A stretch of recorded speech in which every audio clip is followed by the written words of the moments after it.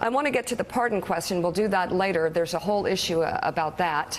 But we have a lot more news to get to. So, Willie, take it away. Yeah, Homeland Security Secretary Kirstjen Nielsen faced a grilling by lawmakers in a contentious hearing on border security yesterday. Nielsen appeared before the Homeland Security Committee, and members of Congress did not hold back when it comes to Donald Trump's and his administration's policies, including the use of cages to hold detained migrant children. Are we still using cages for children? Sir, we don't use cages for children. In the border facilities that you've been to, they were not made to detain children. As the children are processed through, they are in subparts of those facilities.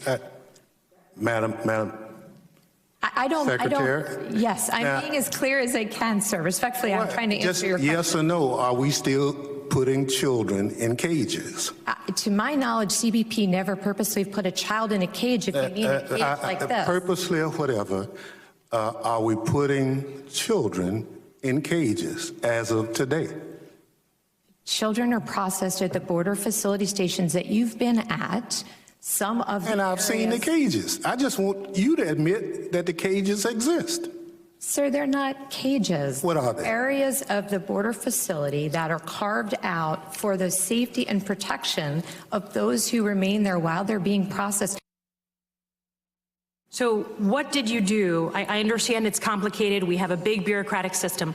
When you saw those pictures of babies in cages, what did you do?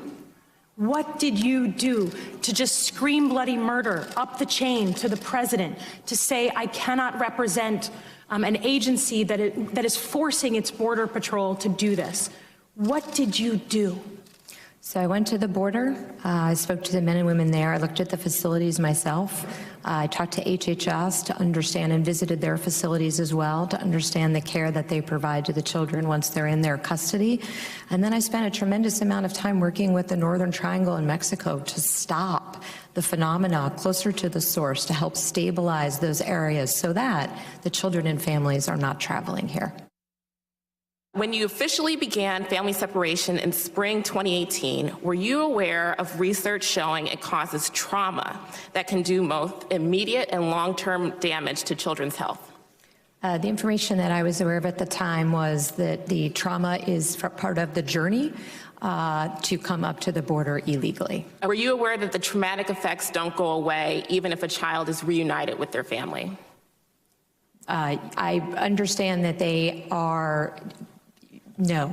The American Psychological Association reports that family separation is on par with beating and torture in terms of its relationship to mental health. Were you aware of that research prior to instituting the policy of family separation? There is no policy of family separation.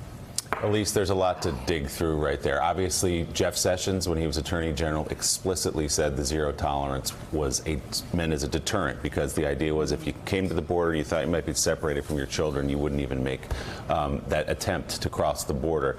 Secretary Nielsen has a problem, though, when she says there were not cages. Reporters saw the cages. Our reporters saw the cages. Members of Congress saw the cages. I think we have other photographs, too. Chain link fence with a roof on it. And they're locked inside. I don't know how else to describe that. It gives me the chills to think about we're actually at the point as a nation, as a society, where we have congressional members asking the Secretary of Homeland Security, are these cages like we put our dogs in outside? Which I would even argue that sometimes those cages are inhumane for animals.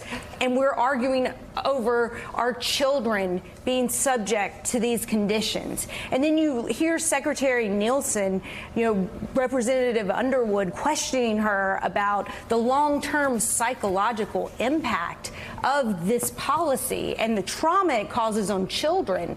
And I wonder what kind of human wreckage we are going to have to deal with in the years and decades to come because of this administration's cruel and inhumane policy. My God. Well, and how remarkable that you had the Secretary of Homeland Security not call a cage. She could not call a cage a cage. A cage is still a cage, and give credit to those freshman lawmakers that were questioning her. They did everything right that Republicans, when they were questioning Michael Cohen, did wrong. It was It was very impressive, wasn't it? It was. I thought we saw actually some of the star freshman women performing yesterday, doing their duty, their service to this country, asking measured questions, not making a show of themselves, asking questions and showing the answers that were being made available to them, which said more than anything we could ever understand about what's going on here. Let's bring in national political reporter for NBC News, Carol Lee. Carol, you were covering John Kelly, who's speaking down south, I believe at Duke. We'll get to that, but I believe Secretary Nielsen worked for him, and he brought her to the Trump administration. What more can you tell us about her qualifications for the job as Homeland Security Secretary, or the dynamics there? How did this happen? Well, basically, you know, Secretary Nielsen and John Kelly were very close. She was his chief of staff when he was named Homeland Security Secretary, and then she came over. She was his top deputy at the White House. And, you know, frankly, her relationship with President Trump was fraught from the start because, if you recall, the president felt like John Kelly had manipulated the process to choose his successor so that Kirstjen Nielsen would wind up being the nominee. He was very irritated by the fact that he learned later that she had worked for the George W. Bush administration. And so he just spent sort of her first year in that role berating her. She's wanted to quit at various times. And yet, ironically, with the departure of John Kelly at the end of last year, that relationship with the president seems to have stabilized. And that's in no small part because of what you saw in her testimony yesterday, where she's just gone all in on President Trump's immigration policy. You know, Donald Trump, Carol, obviously tries to blame everybody else for his problems. He's waking up this morning to the number of losing streaks that he currently is juggling. One of them, and the one that I think his base would worry about the most, is the fact that Barack Obama did better than Donald Trump for 8 years in stopping border crossings compared to what's going on right now. We have a 12-year spike that's higher than at any time during Barack Obama's administration. Any chance that he's going to turn his fire on Kirstjen Nielsen and start blaming her for that? Have you heard any rumblings of that? Yeah, it's a great question, Joe, because what we've seen in the past is any time the president's boxed into a corner and feels like his policies aren't getting, implemented in the way that he thinks they should be, he's not getting credit for things that he's doing, he lashes out and he finds someone to blame. And the thing about Kirstjen Nielsen is that she's a pretty easy target for him because, as you know, anyone who is, whatever their standing is with the president, that can change at any time. And there's this history there where he's very frustrated with her and has wanted to get rid of her at various times. And so you could completely envision a situation where, if this continues to be the case in terms of him not seeing these numbers at the border and him not feeling like his policy is having an effect and he's not getting the credit that he feels like he might deserve, he could absolutely take it out on her. All right, Carol, we'll get to your reporting on John Kelly in just a bit. We've got a lot to get to. Kirstjen Nielsen, I remember her press conference when she defended this policy as a deterrent.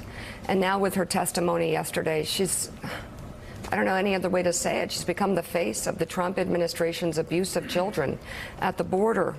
Secretary Nielsen is presiding over a humanitarian crisis caused by the White House that now requires skill, urgency, and humanity to resolve. And instead, once again, at Wednesday's hearings, she acted like a hapless, hostile, helpless robot. Reports and the fact that she still runs the department suggest President Trump thinks she's doing a heck of a job. There are a lot of failed cabinet secretaries in the Trump administration, but Secretary Nielsen's incompetence is having a direct impact on the most vulnerable, children. When she says they don't use cages, look at these pictures. She's defying the obvious in the most Trump-like way. Do you see those cages? They have roofs on them. The people are locked in there, children too. The situation is shameful. And it just seems like she lacks the ability to care about the border crisis in a real way, the border crisis caused by this White House.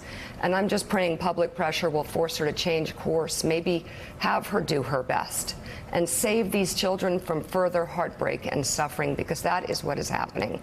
And that's not who we are. You're watching Morning Joe. We'll be right back. What is a chain link fence enclosed into a chamber on a concrete floor represent to you? Is that a cage? It's a detention space, ma'am, that you know has existed for decades. Does it differ from the cages you put your dogs in when you let them stay outside? Is it different? Yes. In what sense? It's larger. It has facilities. It provides room to sit, to stand, to lay down. Thanks for checking out MSNBC on YouTube, and make sure you subscribe to stay up to date on the day's biggest stories. And you can click on any of the videos around us to watch more from Morning Joe and MSNBC. Thanks so much for watching.